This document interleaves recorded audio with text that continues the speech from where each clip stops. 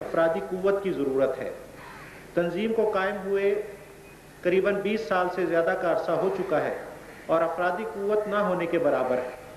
عرض یہ ہے کہ یہ واضح فرما دیں کہ اندازاً کتنا عرصہ اور لگ سکتا ہے۔ آخری مرحلے تک جبکہ رفقا یہی رہے، الجھن یہ ہے کہ اگر 20 برس کے بعد بھی تعداد نہ ہونے کے برابر ہے تو شاید ٹارگٹ تعداد حاصل کرنے کے لیے 21ویں صدی کا نصف آ جائے۔ اسی قسم کا دوسرا سوال ہے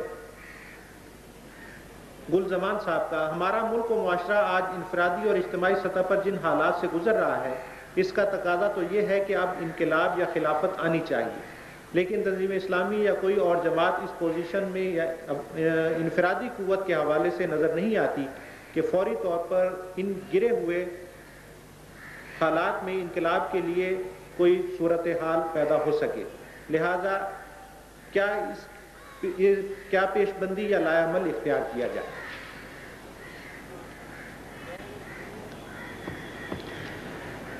دیکھیے، پہلی بات تو وہ ہے جو میں کل اپنی تقریر میں کہہ چکا ہوں، ہمارے ایمان کا تقاضا اور ہمارا جو شعور ہے فرائض دینی کا، اس کا تقاضا یہ ہے کہ صحیح طریقہ کار پر عمل کرتے رہیے، نتائج سے بے پرواہ ہو۔ کتنے نبی دنیا سے چلے گئے کہ ان کی دعوت پر کسی نے لبیک نہیں کہی، قتل بھی کر دیے گئے، تو کیا وہ ناکام ہو گئے؟ اپنا فرض ادا کرنا، البتہ اس میں اگر آپ نے وسعت کے سے کم کیا ہے تو آپ مجرم ہیں۔ لا یکلف اللہ نفسا الا وسعها، وسعت آپ کو اللہ نے 100 درجے کی دی ہے، آپ 10 درجہ خرچ کر رہے ہیں تو آپ مجرم ہو گئے۔ وسعت اگر 100 درجے کی دی ہے اور 100 درجے لگا دیے، آپ کامیاب ہو گئے۔ نظام قائم ہو یا نہ ہو، آپ کامیاب ہیں۔ تو پہلی بات تو یہ ہے کہ ہمیں اپنا جو ہے یہ سوچ کا انداز کہ کب ہوگا، کیسے ہوگا، کس طرح ہوگا، اس کو چھوڑ دیجئے۔ دیکھیے یہ سارا زور لگا کر کہ اس کے لیے صحیح طریقہ کار کیا ہے۔ اگر ہمارے طریقہ کار میں کوئی غلطی ہے، جائزہ لیتے رہیے، غور و فکر کیجئے، بہتر سے بہتر تلاش کیجئے، لیکن اس دوسرے رخ پر نہ جائیے۔ نمبر 2، یہ بھی میں اپنی تقریر میں کہہ چکا ہوں، جب نبی سے کہا گیا کہ کہہ دو وَإِنْ أَدْرِي أَقَرِيبٌ أَمْ بَعِيدٌ مَا تُوعَدُونَ، مجھے نہیں معلوم ہے کہ قریب ہے یا دور ہے جس کا وعدہ کیا جا رہا ہے۔ وَإِنْ أَدْرِي لَعَلَّهُ فِتْنَةٌ لَكُمْ وَمَتَاعٌ إِلَىٰ حِينٍ، میں نہیں جانتا، ہو سکتا ہے اللہ تمہیں ابھی اور مہلت دے دے، ابھی آزمائش کا اور موقع طویل کر دے۔ سورہ جن میں بھی اس مضمون کی آیت ہے، إِنْ أَدْرِي أَقَرِيبٌ أَمْ بَعِيدٌ مَا تُوعَدُونَ ام یجعل لہ ربی امدا، مجھے نہیں معلوم ہے کہ ابھی اس میں کوئی لمبی طویل مدت لگے گی یا یہ کہ قریب ہو جانے والا ہے۔ دوسرا یہ نقطہ ذہن میں رکھیے، تو میں کون ہوں جو آپ کو بتا سکوں۔ تیسری بات جو اہم ترین ہے اس کو سمجھ لیجئے، اللہ تعالی کی جو مشیت اور سنت ہے وہ ہمیں انبیاء و رسول کے حوالے سے سمجھنی چاہیے۔ ہم نبی نہیں، رسول نہیں، لیکن ان کے پیرو ہیں، متبع ہیں، ان کے نقش قدم پر ہیں۔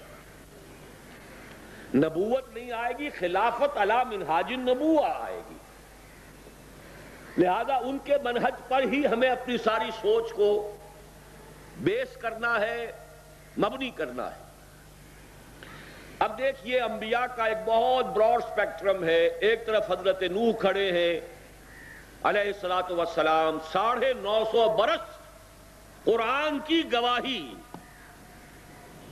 وَلَقَدْ أَرْسَلْنَا نُوحًا إِلَىٰ قَوْمِهِ فَلَبِثَ فِيهِمْ أَلْفَ سَنَةٍ إِلَّا 50 عَامًا۔ نتیجہ عام روایات یہ کہ 72 آدمی ایمان لائے تھے۔ کتنا بنا؟ 15 برس میں ایک، تو آپ کیوں گھبرا گئے؟ دوسری انتہا یہ ہے کہ 20 برس میں حضور نے اور صحابہ کی جو بھی جد و جہد تھی کامیاب ہو گئی، وہ آخری سرا دوسرا ہے۔ لیکن نوٹ کیجئے، خود حضور کی 20 سالہ جد و جہد کو 2 حصوں میں تقسیم کیجئے، پہلے 10 برس میں بمشکل 125-150 آدمی حضور کو ملا. سن 10 نبوی کے ماحول میں اپنے آپ کو لے جائیے, کہیں کوئی امید کی کوئی کرن کوئی دکھا دے مجھے. چیلنج ہے میرا, کھلا چیلنج. حضور کی سیرت تو زندہ کتاب ہے نا, کوئی مخفی تو نہیں ہے. عالم یہ ہے کہ 10 برس کی محنت کے بعد بھی مکے میں اپنی طاقت پر رہنا ممکن نہیں ہے, اسی لیے طائف گئے تھے. طائف سے خالی ہاتھ آئے, ایک مشرک کی پناہ لے کر مکے میں داخل ہوئے. اس کے بعد نصرت خداوندی کی کھڑکی کھل گئی. مدینے کے لوگ 6 ایمان لے آئے اسی سال. اگلے سال 12 ہو گئے, اگلے سال 72 ہو گئے. انہوں نے کہا آپ ہمارے ہاں چلیے. ہمیں کیا پتا what is round the corner, ہمیں تو صبح کا معلوم نہیں ہے کیا ہوگا کل. اللہ کی نصرت سے مایوس نہ ہو. اور جب نصرت خداوندی آتی ہے تو جیسے کہ سورہ طلاق میں فرمایا من حیث لا یحتسب, جدھر سے گمان تک نہیں ہوتا. اور اس میں بھی نوٹ کر لیجئے, حضور کا گمان اگر مدینے کا ہوتا تو آپ مدینے گئے ہوتے, طائف کیوں گئے تھے؟ مدینہ تو شمال میں تھا, طائف جنوب میں ہے, جنوب مشرق میں ہے مکے کے. لہذا اس کو اللہ کے حوالے کیے. تفویض الامر الی اللہ وافوض امری الی اللہ ان اللہ بصیر بالعباد. اصل فکر کیجئے اپنے فرض کی ادائیگی کی. اپنی وسعت سے کم نہ خرچ کریں ورنہ مارے جائیں گے. دنیا اور دنیا کی کمائی میں زیادہ حصہ لگا دینا, دنیاوی ضرورت سے بھی زیادہ لگا دینا, اور دین کی جد و جہد میں کم دینا, یہ ہلاکت ہو جائے گی. اللہ نے وسائل اور ذرائع دے دیے ہوں, 2 وقت کی روٹی مل سکتی ہو, پھر بھی چاکری کیے جانا اور 10-10 گھنٹے اپنے آپ کو بیچنا لوگوں کے ہاتھوں. اگر دال روٹی کا کوئی اور بندوبست ہے تو آپ اپنے وقت کا ایک ایک لمحہ اللہ کے دین کے لیے وقف کیجئے.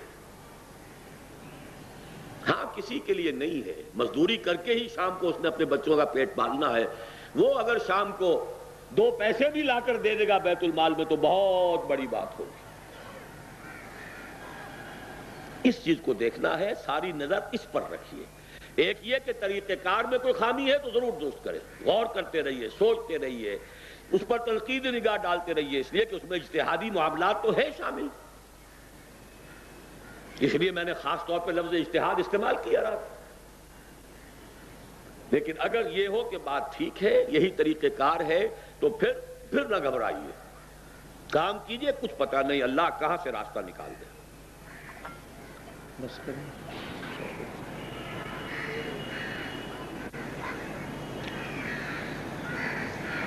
محمد اسلم صاحب نے سوال کیا ہے, میں نے تبلیغ میں 4 چلے کا دورہ دکھوایا ہے اور اب میں آپ کی تقاریر سے متاثر ہو کر آپ کی بیعت کرنا چاہتا ہوں. کیا میں چلے سے فارغ ہونے کے بعد آپ سے بیعت کروں؟